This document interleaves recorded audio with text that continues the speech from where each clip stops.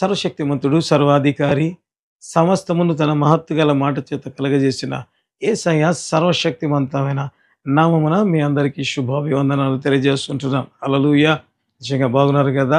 నిజంగా ప్రేమైన వాళ్ళ దేవుడు ఇన్ని రోజులు కనుపాపరీతిగా కాపాడి మరొక దినాన్ని ఆయన ఉచిత కృప ద్వారా మనకు దయచేసినందు బట్టి యేసయ్య నామమునకే మహిమ, ఘనత, ప్రభావములు యుగ యుగములు ఆయనకు మాత్రమే కలుగును గాక.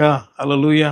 అనేక సార్లు ప్రవీణ వల్ల అనేక మంది ఏమంటుంటారంటే, అయ్యా నేను ఆశీర్వాదాల కోసం ఎదురు చూస్తున్నాను, దేవుడు నన్ను ఆశీర్వదించడం లేదు. ఇంకా కొంతమంది ఇంకొక అడుగు ముందుకు వేసి చెప్తూ ఉంటారు. ఏమని అంటే, అసలు దేవుని నమ్ముకున్న వాళ్ళు ఆశీర్వదించబడతారా?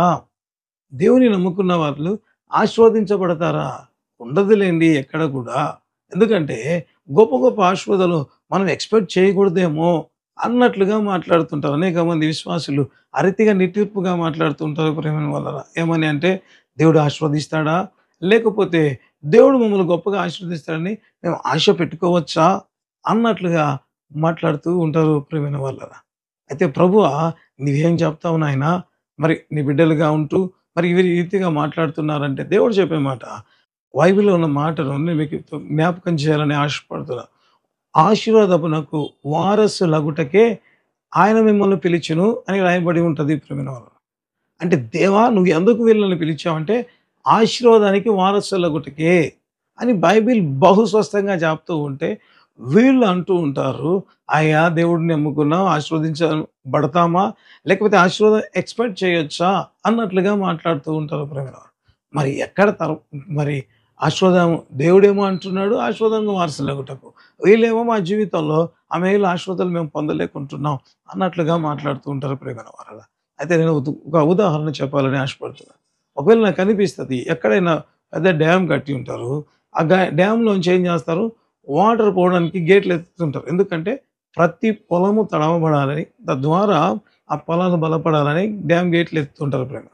ఆఫ్‌కోర్స్ ఆ రీతిగా నీళ్ళు వస్తూ ఉంటే డ్యామ్ వాళ్ళేమో గేట్ ఎత్తింటారు. ఆ నీళ్ళు వలుతూ ఉంటాయి. సో, కొంతమంది పొలాలకు సరిగ్గా నీళ్ళు అందవు ప్రేమ కొన్ని చోట్ల. అప్పుడు ఏమనుకుంటుంటారంటే డ్యామ్‌లో నీళ్ళు తక్కువ ఎత్తారా అంటే కాదు గేట్లు ఎత్తారు కాబట్టి డ్యామ్‌లో నుంచి నీళ్ళేమో సమృద్ధిగానే బయటికి వస్తున్నాయి. మరి ఎందుకు ఈ పొలంలోకి రాలేదు సఫిషియెంట్‌గా అంటే అనేక సార్లు ఏ రీతిగా ఉంటది అంటే ఆ కాలువ ఏదైతే వాటర్ నీళ్ళు వస్తుంటాయో ఆ ప్రవహించే కాలువ ఏ రీతిగా ఉంటదంటే ఒకవేళ మన దగ్గరికొచ్చే ఆ కాలువలు ఏ రీతిగా ఉంటాయంటే కొన్నిసార్లు కొంత చెత్త పడి ఉంటది. సో, కొన్నిసార్లు కర్రలు పడి ఉంటాయి. విరిగిపోయిన కర్రలు పడి ఉంటాయి. తద్వారా ఏమవుతదంటే రావాల్సినంత స్పీడ్‌గా ఆ నీళ్ళతో పంటలోకి రావు ప్రియమైన వాళ్ళ. అప్పుడు ఏం చేస్తాడు ఆ రైతు అంటే, నీళ్లు సరిగా రాకపోతే డ్యామ్ వాళ్ళని తిడుతూ కూర్చోడు ప్రియమైన వాళ్ళ. తనేం చేస్తాడు, నిజంగా ఎందుకు నీళ్లు రాలేదు? ఏంటి ప్రాబ్లమ్ అని నడుచుకుంటూ వెళ్తాడు. ఆ కాలువను చూసుకుంటూ వెళ్తాడు. అప్పుడేం జరుగుతది అంటే, ఎక్కడైతే నీళ్లు రాకుండా అడ్డుగా ఉన్న చెత్త అయితేనేమి, ఇరిగిపోయిన కర్రలైతేనే వీటన్నిటిని తొలగిస్తూ వస్తాడు. తద్వారా ఏమవుతదంటే, ఆ పొలానికి సరిపడా వాటర్ రావడం ప్రారంభమైతది ప్రియమైన హల్లెలూయా! అంటే నీళ్లు రాలేదు కాబట్టి మరి డ్యాములను తిట్టాలి కాదు ప్రియమైన వాళ్ళ. ఏం చేస్తాడు? వెళ్తూ ఉంటాడు. ఎక్కడ ప్రాబ్లమ్ ఉంది? ఎప్పుడైతే ఆ రీతిగా చూడడం ప్రారంభిస్తాడో, ప్రాబ్లమ్ ఎప్పుడైతే తొలగించుకోవడం ప్రారంభిస్తాడో, అప్పుడు ఆ పొలానికి సమృద్ధిగా నీళ్ళు రావడం ప్రారంభిస్తాయి. అనేక సార్లు మన జీవితాల్లో ఆశీర్వాదం రాలేదు అంటే ఎక్కడ మనం తప్పిపోతున్నాం? ఎక్కడ మనం తప్పిపోతున్నాం? ఇంకా దేవునికి నాకు మధ్య ఏదైనా నిజంగా పెద్ద పెద్ద పాపాలేమి కాదు ప్రేమైన వాళ్ళ. చిన్న చిన్నవైనా ఎక్కడైనా ఉన్నాయని ఒకసారి మనం పరిశీలించుకుంటే, తద్వారా ఏమవుతది అంటే, ఆ దేవుని దగ్గర నుంచి ఆశీర్వాదం నేరుగా మన జీవితంలోకి రావడం ప్రారంభిస్తుంది. అనేక సార్లు చిన్న చిన్నవే ప్రేమైన వాళ్ళ. చిన్న చిన్నవే ఏం చేస్తది? నిజంగా ఒకసారి ఒక వ్యక్తి చెప్పాడు. రైలు చాలా పెద్దది. సో, దానికి ఎదురుగా ఏదొచ్చినా నిజంగా గుద్దేసి వెళ్తా ఉంటది. చిన్న చిన్న పురుగులైతే అసలు నథింగ్ ప్రేమైన వాళ్ళ. అయితే అదే ఆ పెట్రోల్ పోయే పంపులో ఆ ట్రైన్‌లో పురుగు పడితే ఏమవుతది?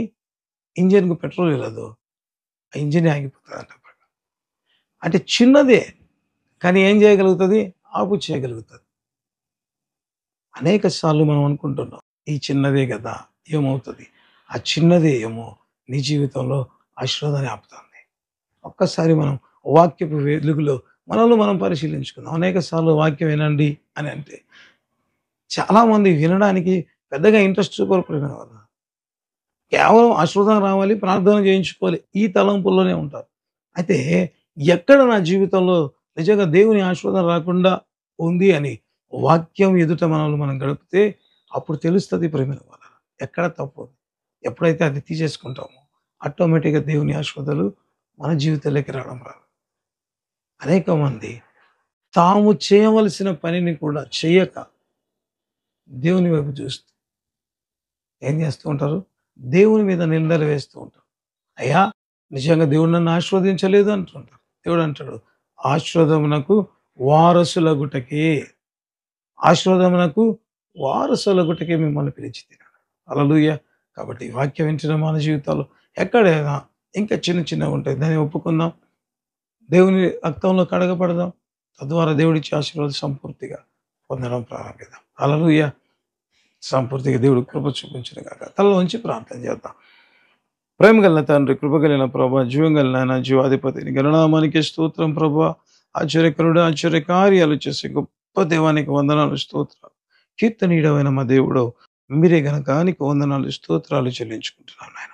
మీరు ప్రేమించి ఇచ్చిన అమూల్యమైన సమయాన్ని బట్టి వందనాలు. అనేక సార్లు నాయన దేవుని ఆశీర్వాదాలు రాలేదు అని దేవుని నిందించే వారిగా ఉంటాం. అయ్యా, మా జీవితంలో ఏదైనా తప్పు ఉందా అని మమ్మల్ని మేము పరిశీలించుకోవటానికి సాయం. ఏదైనా నీకు ఆయాసకరంగా ఉంటే అయ్యా, అది ఆత్మీయ జీవితానికి ఆశీర్వాదానికి అడ్డుగా ఉంటే దాన్ని తొలగించుకొని ప్రభువా, తొలగించుకొని నాయన ముందుకు ఆశీర్వాదాలు పొందే బిడ్డలుగా మార్చుకొని కార్యక్రమం సహకరిస్తున్న ప్రతి బిడ్డను మీరే దీవించి ఆశీర్వదించి మీ గొప్ప కార్యాలు జరిగించండి నాయన. యేసు నామమందు అడుగుతూ ప్రార్థనలో ఏకీవిస్తున్న బిడ్డల మీదకి దేవుని శక్తి బలముగా పరిశుద్ధాత్మ దేవుడు దిగి వచ్చును గాక. Right now lord, in the name of Jesus. అభిషేకం అధికముగా పొందుకొందురు గాక. అభిషేకం అధికముగా పొందుకొందురు గాక. అయ్యా, ముందున్న అభిషేకము కంటే అధికమైన అభిషేకముతో నీ బిడ్డలు నింపబడుదురు గాక యేసునామం. In the name of Jesus. హల్లెలూయా. సాతాను బలం అంతటిపై నీ బిడ్డలకు అధికారం తెచ్చు. గుర్తించి ఒప్పుకొని విడిచిపెట్టేవారిగా మార్చి గొప్ప దీవెనలతో నింపి ఆశ్రితకు వారసులుగా ఉండటం కృప చూపించు. సాతాను ఏ రీతిగా అడ్డుపడుతుంది వాటన్నిటిని మీరు బంధించి సమృద్ధిగా నాయన గర్భఫలం, జామ్ ఏదైనప్పటికీ ప్రతి ఆశ్రితంతో నింపి పొందమని యేసు నామమున అడుగుతున్నాము తండ్రి.